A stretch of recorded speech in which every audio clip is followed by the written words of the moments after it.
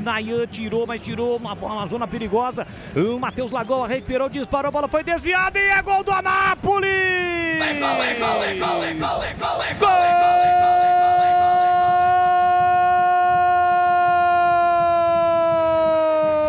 Gol do Anápolis!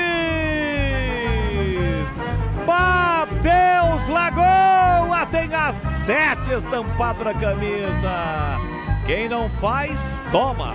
Quem não faz, vacila, leva. E o Guarani leva o gol praticamente aos 49 minutos do segundo tempo. Um cruzamento para a área, Inayan deu uma vacilada, tirou mal.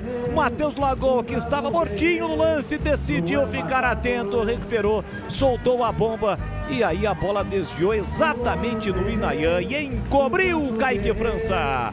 O Anápolis vira o jogo e sai nesse momento da zona do rebaixamento. Matheus Lagoa de novo. Anápolis 2, Guarani 1. A bola pune, Breno Beretta. A bola pune. O detalhe é o seguinte, que o Guarani foi covarde nesse segundo tempo. Jogadores foram covardes, jogando para trás contra o vice-lanterna da competição, penúltimo colocado do Campeonato Brasileiro da Série C. E o Guarani perdeu gols incríveis durante todo o jogo, com o Luca, com o Neto Costa. E o time muitas vezes ficou acuado para uma equipe que está com 3 meses de salários atrasados e partiu para cima do Guarani. Um treinador que fez substituições e escolhas erradas e serve para abrir o olho pensando em segunda fase da Série C.